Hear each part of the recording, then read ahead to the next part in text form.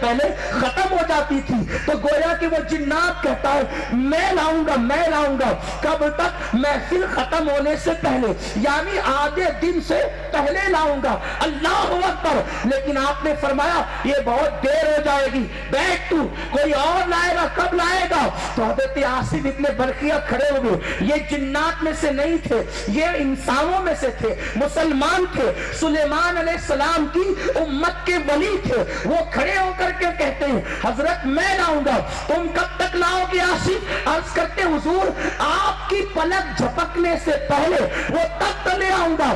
اب میں تم سے پوچھتا ہوں، اگر قرآن پہ ایمان لا کے کوئی مومن ہے تو یہ قرآن کہہ رہا ہے، اس امت کے ولی نے کہا پلک جھپکنے سے پہلے لاؤں گا. کہاں جانا ہے؟ ملک شام سے یمن 1 مہینے کی مسافت کا فاصلہ ہے، جانا ہے.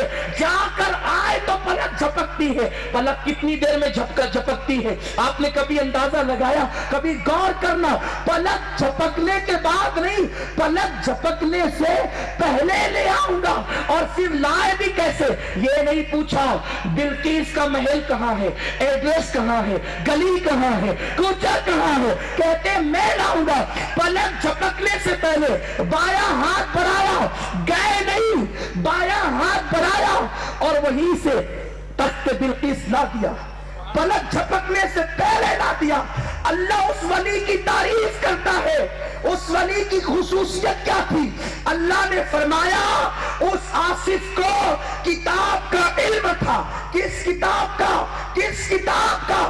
وہ کتاب قرآن نہیں تھی، بلکہ وہ کتاب زبور تھی. زبور. آصف کو زبور کا علم تھا، علم زبور تھا. تو پلک جھپکتے الٹے ہاتھ سے 1 مہینے کی مسافت کا وہ تخت لا کر دے دیا.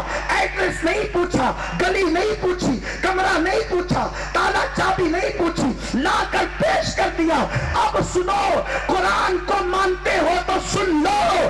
اگر کسی کے پاس زبور کا علم ہو، سلیمان علیہ السلام کی امت کا ولی ہو، پلک جھپکتے شام میں کھڑے ہو کر یمن سے تخت لا سکتا ہے، تو میرے غوث کے پاس زبور کا علم نہیں، قرآن کا علم ہے. اور پھر وہ آصف سلیمان علیہ السلام کے امتی تھے، ان کی اولاد میں سے نہیں تھے.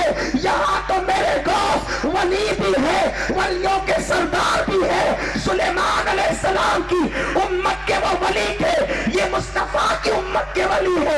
اور صرف اتنا نہیں، رسول اللہ کی اولاد اور ان کے بیٹے بھی ہیں. اگر آصف پلک کے جھپکتے وہ تخت لا سکتے ہیں، میرے غوث پلک کے جھپکتے مدد کرے تو تعجب کی بات کیا ہے؟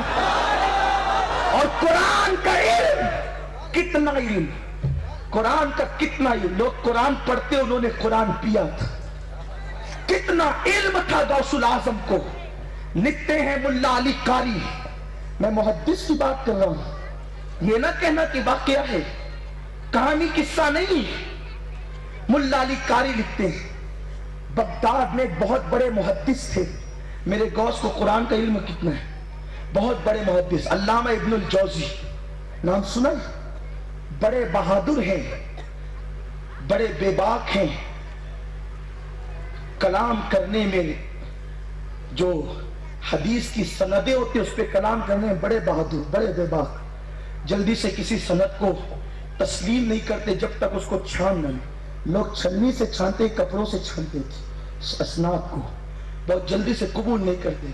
بغداد میں رہتے تھے، لیکن غوث پاک کے بارے میں کچھ بدگمانیاں تھی، اس لیے کہ دور میں ایک ساتھ رہنے کی وجہ سے کبھی کبھی چپکلش ہو جاتی، اختلافات ہو جاتے.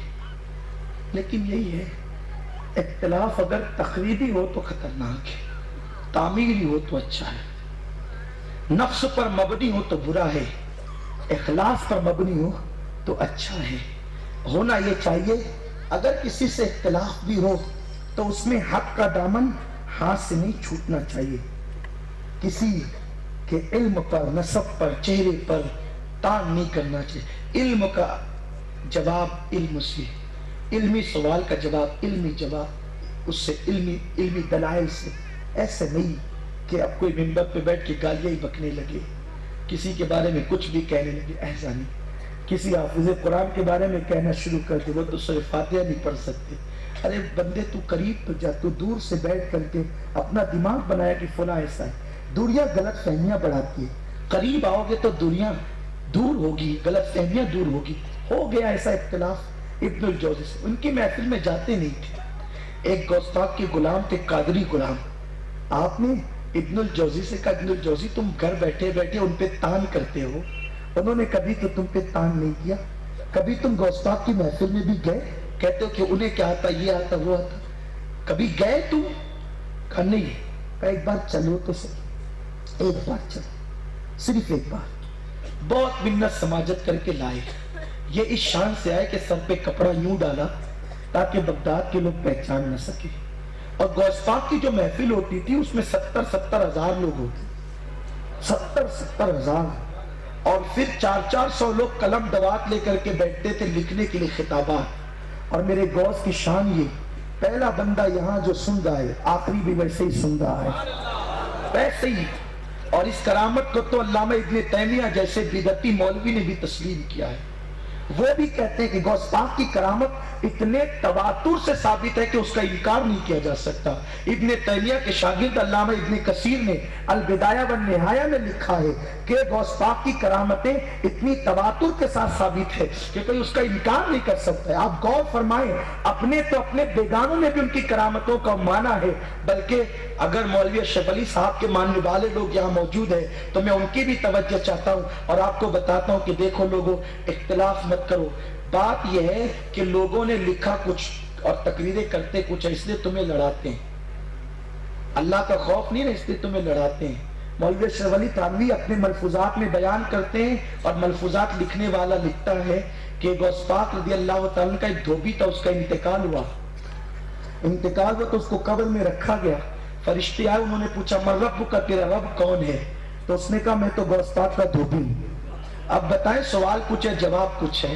تو جہاں سوال پوچھو اور جواب پوچھو تو پرچے میں کوئی کامیاب ہوتا ہے؟ امتحان میں کوئی کامیاب ہوتا ہے؟ اسے تو ناکام کیا جاتا ہے. جو سوال پوچھو اور جواب پوچھو، ناکامی کہتے ہیں اس کو ہے. سوال پر پرفیکٹ جواب پر کامیابی ہوتی ہے، ناکامی جواب نہ دینے پر یا غلط دینے پہ ہوتی ہے. بتاؤ یہ جواب غلط ہے کہ نہیں؟ پوچھنے والا فرشتہ پوچھ رہے من ربو کا، تیرا رب کون ہے؟ تو رب کے بارے میں بتانا چاہیے تو کہتا ہے میں غوث پاک کا دھوبی ہوں.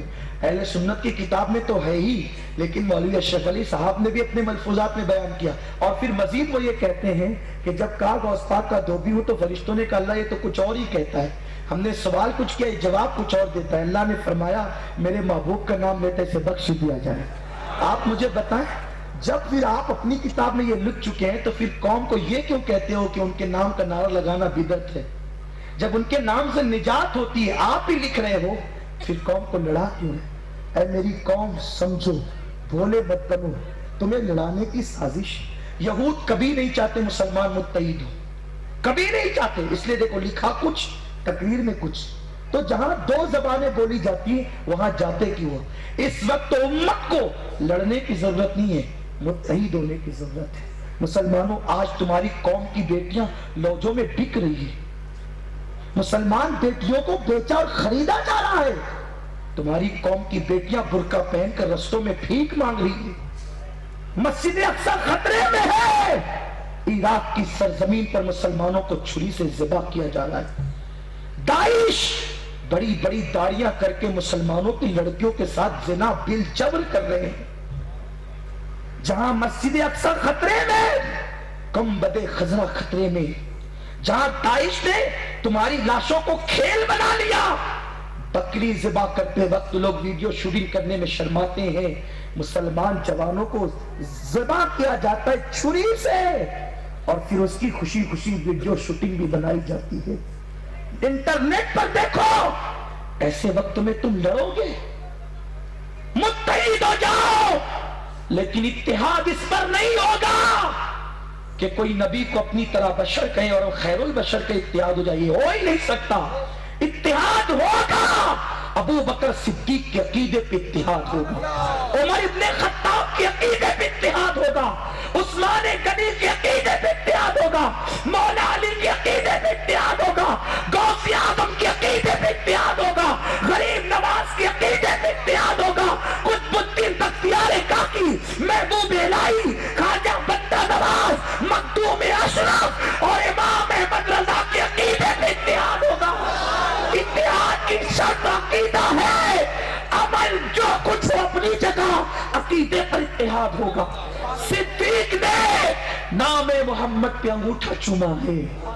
ابو بکر صدیق جب حضور سے ملتے تو کہتے فداک بابی وانت وامی یا رسول اللہ، آقا تم پر میرے ماں باپ قربان ہو جائیں، اسی عقیدے پہ متحد ہو جائیں۔ کیوں لڑتے ہیں لوگ؟ اور ایک بات بتاؤں، اپنے باپ کو سب کچھ ماننے تیار ہو، رسول پاک کو موجتے کیوں ہو، گنتے کیوں ہو؟ اللہ ان کے بارے میں کہے وَعَلَّمَكَ مَا لَمْ تَكُنْ تَعْلَمْ وَكَانَ فَضْلُ اللَّهِ عَلَيْكَ عَظِيمًا۔ اللہ ان کے علم کی شان قرآن میں بیان کرے اور تم تقریروں میں کہتے ان کو تو اتنا ہی علم تھا، اتنا ہی تھا۔ خدا کے بدے مقابل کھڑے ہونا چاہتے ہو؟ کیسا کلمہ تم نے پڑھا ہے، کیسی توحید کی تم دعوت دینے نکلے ہو؟ اللہ تو علم رسول بیان کرے اور تم کہتے ہو انہیں اتنا علم تھا۔ اللہ کہے یا ایھا النبی انا ارسلناک شاہدا ومبشرا ونذیرا، اے نبی ہم نے تو آپ کو حاضر و ناظر بنایا۔ آپ تقریر میں کہتے ہو حاضر و ناظر نہیں، قوم کو کیوں لڑا رہے ہو؟ یہ بیچارے کمائیں گے کہ لڑیں گے؟ یہ اپنی بیٹیوں کے رشتے دیکھیں کہ لڑیں گے؟ کیوں لڑا رہے ہو؟ اور قرآن کے خلاف الٹی سلٹی ترجمے کر کے تعویلیں کر کے لڑا رہے ہو؟ سنو اللہ کی کائنات دیکھو۔ اے حسن والو، صبح کو سورج نکلتا ہے تو آپ کہتے ہیں حسن میں سورج نکلا، ارسی کرات والے کہتے ہیں ارسی کرا میں نکلا، ہبلی والے کہتے ہیں ہبلی میں نکلا، بمبئی والے کہتے ہیں بمبئی میں نکلا۔ میں کہتا ہوں خدا کی قسم کہیں نہیں نکلا، کیونکہ سورج تو چوتھے آسمان پہ نکلا کیسے؟ جس دن نکل جائے گا اس دن حاصل نہ رہے گا، جل جائے گا۔ سورج کی تپش کو کون برداشت کر سکتا ہے؟ ارے چوتھے آسمان پر ہے پھر بھی گرما دیتا ہے، لو لگ جاتی ہے لوگوں کو جب چمکنے پر آتا ہے تو۔ آپ کہتے ہیں یہاں نکلا، وہ کہتا ہے وہاں نکلا، کہیں نہیں نکلا، وہ ہے چوتھے آسمان پہ۔ لیکن چوتھے آسمان پہ جسم کے ساتھ ہے، فیضان کے ساتھ، جہاں حسن میں موجود ہے، ارسی کرا میں بھی، جودھ پور میں بھی، ممبئی میں بھی، سب کو چمکا رہے۔ نادان تو سورج پر ایمان لایا، مصطفیٰ پر نہیں لایا۔ جب وہ چوتھے آسمان پہ رہ کے ہر جگہ حاضر و ناظر رہ سکتا ہے تو میرے مصطفیٰ مدینے میں رہ کر اگر ہر جگہ حاضر و ناظر رہے تو تعجب کی بات کیا ہے؟ سورج کی قدرت مانتا ہے، نبی کی قدرت نہیں مانتا۔ اسی لیے تو نبی نے سورج کو پلٹا کر بتایا سورج کچھ نہیں ہے سوائے میرے غلام کے، وہ تو غلام ہے۔ سورج الٹے، پاؤں پلٹے، چاند اشارے سے ہو چاند، یہ میرے نبی کی شان ہے۔ مسلمانوں یاد رکھو، اللہ علم دے یہ انکار کرے، اللہ اختیار دے یہ انکار کرے، کوئی اختیار نہیں ہے نبی کو۔ حالانکہ میرے اللہ نے اتنا اختیار دیا، سونا مردوں پہ حرام، نبی تم چاہو گے سراقہ کے لیے حلال کر دو، اللہ اکبر۔ ریشم مردوں پہ حرام، تم چاہو گے عبد الرحمن ابن عوف پہ حلال کر دو، اور پھر بکری قربانی کے لیے کم سے کم 1 سال آپ جس صحابی کے لیے چاہو 6 مہینے کی بھی حلال کر دو۔ اللہ نے اختیار دیا، تم انکار کرتے ہو۔ امت کو نہ لڑاؤ، سوچو تو صحیح، تمہیں مرنا ہے۔ یہ سکے چند دن کے ہیں، یہ روپے چند دن کے ہیں، یہ عزت چند دن کی ہے، یہ کاریں چند دن کی ہے۔ یاد رکھو نبی سے لڑو گے تو کہیں کے نہ رہو گے۔ امت کو نہ لڑاؤ، یہ بیچاری غریب قوم ہے، یہ بیچاری مفلس قوم ہے، یہ قوم ایجوکیشن سے دور ہے۔ کب تک انہیں الجھاؤ گے، ان کے جذبات سے کھیلو گے؟ لیکن مسلمانوں ایک بات تم سے بھی کہتا ہوں، اتنے بھولے نہ بنو، عقل سے کام لو، قرآن پڑھو نہ، ترجمہ پڑھو، تفسیر پڑھو، حدیث پڑھو، علماء کے قریب رہو۔ کیوں کسی کے بہکاوے میں آتے ہو؟ سوچو تو صحیح، یہ کہتے نبی کی تعظیم میں کھڑے نہ ہونا شرک ہو جائے گا۔ اللہ کہتا ہے یا ایھا الذین آمنوا لا ترفعوا اصواتکم فوق صوت النبی، وہ خدا ہو کر نبی کی تعظیم سکھا رہا ہے۔ وہ بھی کیسے؟ ایمان والو میرے نبی کی آواز پر اپنی آواز بلند مت کرنا، کیا ہوگا؟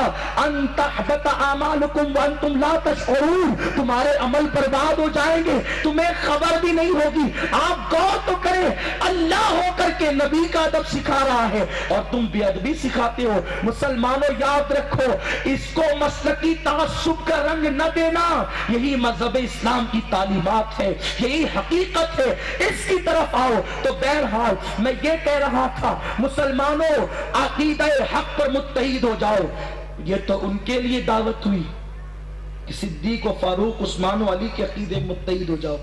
آپ کو کہتا ہوں سلسلے کے نام پہ نہ لڑو، جب تم سب کے عقیدے ایک ہیں، رضوی کا بھی وہی عقیدہ، اشرفی کا بھی وہی، برکاتی کا بھی وہی، قلندری کا بھی وہی، قدیری کا بھی وہی، سب کا وہی عقیدہ ہے، سب انگوٹھے چومتے ہو، سب حاضر و ناظر مانتے ہو، سب جو ہے وہ حضور کے مزار پہ جانے کو ثواب سمجھتے، لڑتے کیوں ہو؟ سلسلے لڑنے کے لیے نہیں ہے، سلسلے متحد ہونے کے لیے۔ اس لیے کسی سلسلے کے ہو، سنی ہو، تم سب اپنے ہو، ہمارے ہو، مت لڑو، اتحاد پیدا کرو۔ اتحاد زندگی ہے، انتشار موت ہے۔ کسی کا پیر کوئی ہو، ہم پیر کا چہرہ نہیں دیکھتے، ہم تو پیران پیر کا چہرہ دیکھتے۔ اگر غوث کے ماننے والے ہو، تم سب ایک ہو، عقیدہ ایک ہے تو لڑو مت۔ ہاں، جو لڑانے کے لیے آئے اس سے دور ہو جاؤ، کیونکہ اسلام لڑنے کی بات نہیں کرتا، اسلام تو پیار کی بات کرتا ہے۔ تمہیں نہیں پتا حضور علیہ السلام کے سامنے جان کے دشمن کھڑے تھے مکے میں، کون لوگ؟ جنہوں نے پاگل کہا تھا وہ کھڑے تھے، جنہوں نے مجنون کہا تھا وہ کھڑے تھے، جنہوں نے جادوگر کہا تھا وہ کھڑے تھے۔ لوگ کہتے تھے آج تو مکے میں خون کی ندیاں بہ جائے گی، میرے نبی کے سامنے کھڑے تھے سر جھکا کر۔ میرے رسول نے کہا بتاؤ تمہارے لیے کیا فیصلہ کروں؟ انہوں نے جواب دیا حضور آپ تو کریم ہیں۔ آقا نے کہا لا تثریب علیکم اليوم، جاؤ میں نے آج تم سب کو معاف کر دیا۔ بتاؤ تو مسلمانوں، جو نبی جان کے دشمنوں کے لیے یہ فیصلہ کرے، تو سنیوں کے لیے لڑنے کی بات کرتے ہو؟ مت لڑو، متحد ہو جاؤ، اتحاد کے ساتھ سنیت کا کام کرو، عشق مصطفیٰ کا پرچم لے۔ بھائیو اعمال تو اعمال ہے، آج گناہ کر رہے کل انشاءاللہ نیکی کرے گا۔ حضور علیہ السلام سے کسی نے کہا نا یا رسول اللہ، وہ ایک صاحب شراب پیتے ہیں، آقا فرماتے ہیں اس کو اس کے حال پہ چھوڑ دو، میں اس کے لیے جنت کی بشارت دیتا ہوں۔ عجیب ہے۔ اب اس سے کوئی شرابی دلیل نہ لے لے، اس کا پس منظر یہ ہے کو حیرت ہوئی، یا اللہ یہ شراب پیتا ہے، حضور جنتی کہہ رہے ہیں۔ کسی نے کہہ دیا معلوم ہے تجھے، آقا نے تجھے جنتی کہے گا۔ کیوں کہا جنتی؟ ذرا بتا بھی تو دے کیوں کہا ہے۔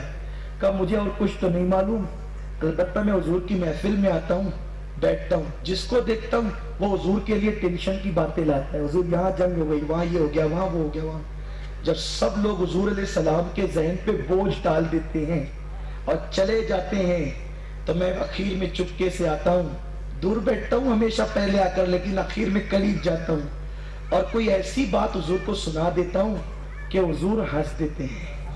بس میری یہی نیکی ہے کہ میں انہیں راضی کرتا ہوں، انہیں خوش کرتا ہوں، بس انہیں ہنسانا میرا کام۔ تم بڑے مسائل لاتے ہو، لیکن میں کوئی ایسی حرکت کر دیتا ہوں، عجیب حرکت، کبھی ان پڑھوں جیسی، کبھی دیہاتیوں جیسی، میرا محبوب مسکرا دیتا ہے۔ شاید یہی عمل ہے، حضور نے جنت کی بشارت دی۔ لیکن سن لو، اگر انہوں نے جنت کی بشارت دے دیے تو آج کے بعد وعدہ کرتا ہوں کبھی شراب کو ہاتھ بھی نہیں لگاؤں۔ وہ جس کو جنتی کہتے پھر وہ شرابی کیسے ہو سکتا ہے؟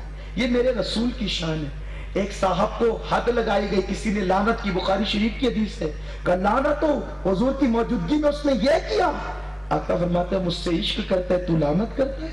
اس نے تو ایسی توبہ کی، اگر اس کی توبہ پورے مدینے پہ تقسیم ہو جائے تو اللہ سب کی مغفرت فرما دے۔ تو اس لیے کسی کو حقیر مت سمجھو۔ مجدد الفسانی فرماتے ہیں کسی کو گناہ کرتے دیکھ کر اپنے آپ کو بڑا نہ سمجھنا، نیکی کرتا ہوا اپنے آپ کو دیکھ کر گنہگار پہ بڑا مت سمجھنا۔ ہو سکتا ہے تیری نیکی آخری اور اس کا گناہ آخری ہو، اللہ اس گناہ کے بعد اس کو نیک بنا دے اور تجھے اس نیکی کے بعد گنہگار بنا دے، تو کیا کر لے گا؟ کسی کو گناہ میں دیکھ کر حقیر مت سمجھو، ہو سکتا ہے اللہ کے نزدیک اس کا مرتبہ تم سے بڑا ہو۔ تمہیں آزمایا جا رہا ہو۔ ایک مرتبہ امام حسن بصری ایک دریا کے کنارے سے گزرے تو دیکھا ایک بندہ بیٹھا ہوا ہے، اس کے ہاتھ میں کالے رنگ کی بوتل ہے، وہ پی رہا ہے کچھ، اور ایک عورت سے کچھ باتیں کرتا ہے. وہ عورت کو کبھی اپنی مانڈی پہ سلا لیتا ہے. حسن بصری نے کہا میں کتنا اچھا ہوں، نہ میں شرابی ہوں نہ اس عورت کے ساتھ محبت کرنے والا ہوں، بس یہی سوچ رہے تھے کہ آواز آئی بچاؤ بچاؤ. حضرت حسن بصری بھی دریا کی طرف دوڑے، اس نے بھی اس عورت کو چھوڑ دیا، دریا کی طرف دوڑا. حسن بصری تو کھڑے رہے، اس نے چھلانگ لگا دی. 5 لوگ ڈوبتے تھے، 4 کو نکال دیا اور واپس ہوا. امام حسن بصری نے کہا وہ اللہ کے بندے ذرا اس کو بھی تو نکال دے، وہ ڈوب رہا ہے. کہنے لگے حسن بصری تم مجھ سے افضل ہو نہ تم شرابی ہو نہ عورت سے پیار کرنے والے ہو. 4 کو میں نے بچایا، 5ویں کو آپ بچا دیں. تب سمجھ میں آ رہے یہ تو اللہ والا ہے، میرے دل کی حالت کو بھی جانتا ہے. کہا کون ہے آپ، مجھے معاف کرنا. کہا تیرا امتحان لینے آیا تھا حسن بصری، یہ کالا پانی ہے شراب نہیں، تیری آزمائش تھی. اور وہ جو عورت ہے نا وہ میری ماں ہے، اس سے پیار نہ کروں تو پھر کس سے پیار کروں. یہ ہے، اس لیے کسی کو حقیر نہ سمجھو. گناہ دیکھو دعا کرو اللہ اسے توفیق دے کہ توبہ کر لے، اور اگر دیکھ بھی لو تو پردے ڈال دو.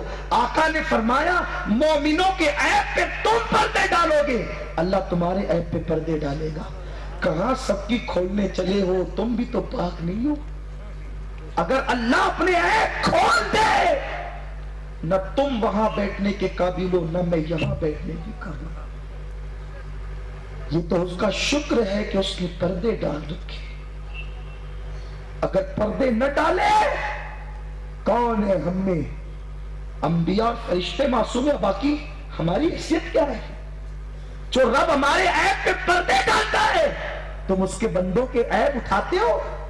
میرے رب نے فرمایا، رسول اللہ کے ذریعے اعلان کروایا، حبیب فرما دے جو میرے بندوں کے عیب